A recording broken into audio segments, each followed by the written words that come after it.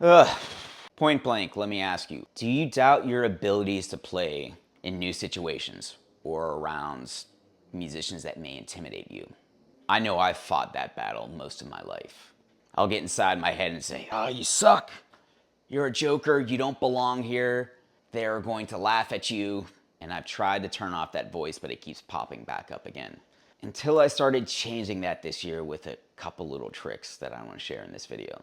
And if you're new to this channel, my name's Aaron Apter, and I talk about playing in Nashville, one of the most competitive music scenes in the world, and kind of navigating the industry, both in terms of a networking and also a self-doubt perspective, because that's something a lot of us musicians don't really talk about. We may joke about it, but we never really dive deep into it. So let's dive a little bit deeper today. And I want to share a little experience from this past week where I played a gig with an artist I frequently play with, Cara Granger, and she is world renowned. She's a badass. And we've played together many times before, but this time she had two new musicians playing. And we did a brief rehearsal before our gig. And I met these musicians for the first time. We sat down and played, and I was nervous because these musicians were good. They were like on a different level, and they were from a different scene than me. And I felt like I had to prove my worth. And I wanted their acceptance, or I was afraid they thought that I wasn't good enough. And I still had that thought the day of the gig. And I showed up to our gig, and I was watching the previous band play, and man, this band was also really, really freaking good, like on a different level than I felt I was. You know, I felt that anxiety start creeping up as I was waiting to play. And one of these other musicians that I was playing with was sitting on the side of the stage waiting with me. I was explaining to him how I play in all these different scenes. I do country gigs, I do blues gigs, jazz, funk, singer-songwriter, pop rock. I've even done some hard rock and heavy metal gigs. And I love playing in these different spots, but I never feel quite at home in any of them. Like I just kind of dip my toes in these waters, but there's like nothing that like, all right, this is my bread and butter. And he said to me, well, man, that's just your voice. Just do you. That's who you are. And I thought that was like some really sound advice. And it reminds me of another really piece of sound advice that I got earlier that day. That was from Cara. And we were just talking about music. And she just dropped this pearl of wisdom on me that said, don't be afraid of the space. Just embrace it.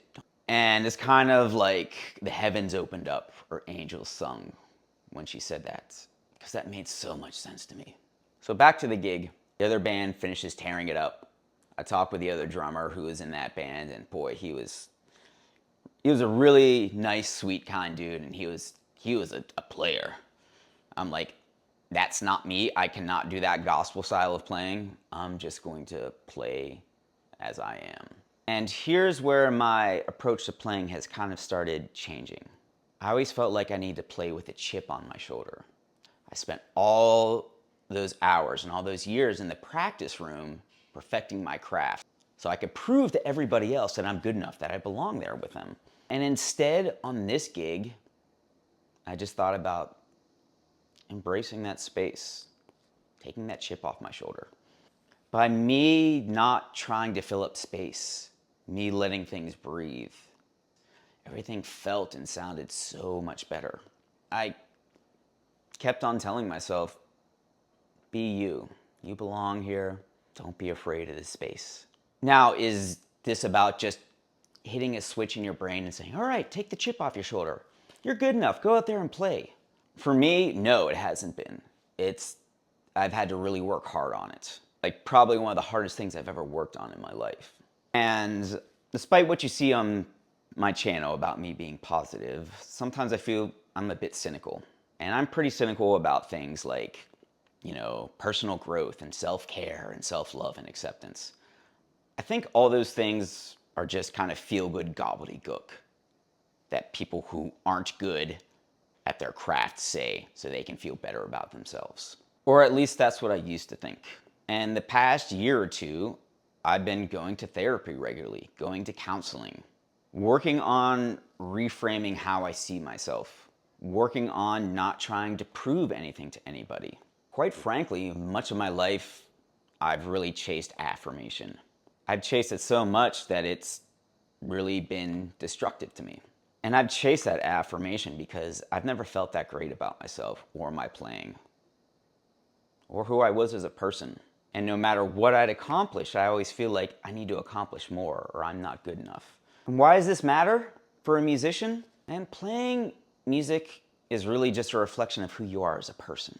And I felt in the past my playing has really reflected who I was as a person. And it's like kind of like this edgy, nervous energy with this chip on the shoulder. And I used to think that that would serve me. Like I would play like with this aggression and show people. But since I've stepped back and reassessed things, I've found that learning how to accept myself and say, you know what, you're good enough. You've done this stuff, man. Your playing is good enough. You don't need to prove anything. I have permission not to do all this extra stuff, not to try to force things, but just to play as who I am. And that's taken a lot of work, but it's really paying some dividends. And speaking of playing like yourself, I was talking about the bassist and how before the gig, he and I really talked and connected. And how he was telling me, oh, I got butterflies. I'm like, you got butterflies? You're a badass, man. But he said something like that and it was really humanizing to me. And it really reminded me, oh, everybody gets nervous about this stuff. And he also played very much like his personality, where he was quiet, soft-spoken, but when he said something, he said several profound things to me. And playing-wise, he left lots of space, and he played with such a great tone and feel, like there's room for everybody. And I really enjoyed it and appreciated it, both on a personal and a musical level. And if we're really thinking about music as a conversation, as a reflection of who we are as people, because really, after all, art is really just, art imitates life. I've found that in the past, I've been really uncomfortable with stillness and silence, primarily because when things slow down, I'm only left with my thoughts. Or when the conversation stops with another person, I'm left out there naked. But this year, I've learned to start being a little bit more present with my thoughts, a little bit more still. And I've stopped using coping mechanisms when I get uncomfortable in that stillness. What are coping mechanisms? I mean, it could be anything. But really think about, what do you do when you're waiting for coffee, waiting for an elevator, when you have a free moment? Most of us reach into our pocket and start scrolling on our phones. And we do this over and over again, and it really prevents us from being present in moments. And I've found that using my phone as a coping mechanism has led to a lot of bad things. But also in my playing, it's led to me being very uncomfortable with space in the music, because I'm uncomfortable with space and silence and stillness in my life. And when there is silence, it's almost like there's a mirror out in front of me and I'm forced to reflect upon myself. And I've been pretty hard on myself in the past, and that hasn't served me at all. And so in order for me to be comfortable with space in music, I need to be comfortable with space in my life, with stillness in my life. And I need to be comfortable with myself. So there's no easy switch to becoming comfortable with yourself, with stillness, with not being afraid of space, both in the music and in your mind. But I found that as I've stopped being on my phone constantly, stopped using coping mechanisms from social media to sugar, and learning how to be present with myself, it's really helped me become more comfortable with who I am on stage and off. And really, being comfortable with who I am off stage reflects to my playing on stage. And I think when we are able to be still and not be distracted from everything else and outside, we get a better understanding of who we are as a person. And really, the best musicians are the ones who are most authentically themselves. They're not trying to be like somebody else. They're not trying to cop some licks they saw on TikTok or Instagram. They're just like, this is who I am. And they're confident and comfortable with it. And I've found that the more confident and comfortable I am with myself, the more that reflects in my playing. And this gig this past weekend it wasn't a big gig. It was just another weekend gig. But it was one of my favorite musical memories in a long time. Again, it's not necessarily about the size of the gig, it's about the size of the lesson. And I just really enjoyed playing with these new people and really enjoyed the stillness in the music and the space in the music, because playing less made it sound so much bigger. And playing with different musicians with a different feel and them sharing their wisdom with me was really inspirational. And when I'm less focused on proving myself to them, but learning from them and making great music with them, I think everything just sounds better. And just like me talking to this bassist before really helped me feel more connected to the music and give me some insight and wisdom, I think we can do that for each other here in the comments. So if you have any thoughts, please drop them in the comments. I also do live chats every Sunday at 3:30 p.m. Central Standard Time, so that's 4:30 Eastern, 1:30 Pacific. And I'm also gonna drop a video from this gig.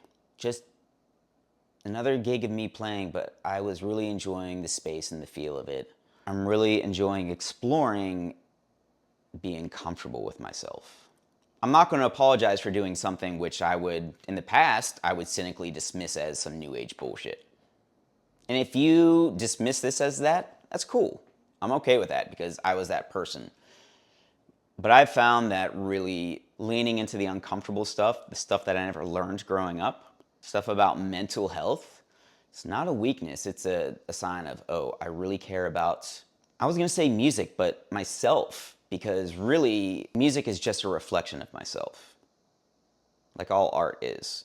And if I can learn to be a more confident, secure person that's not as concerned about chasing affirmation, that's not as concerned about distracting myself from my internal strife, but if I can just learn how to sit with that and accept myself and be proud of myself, it's not a participation trophy.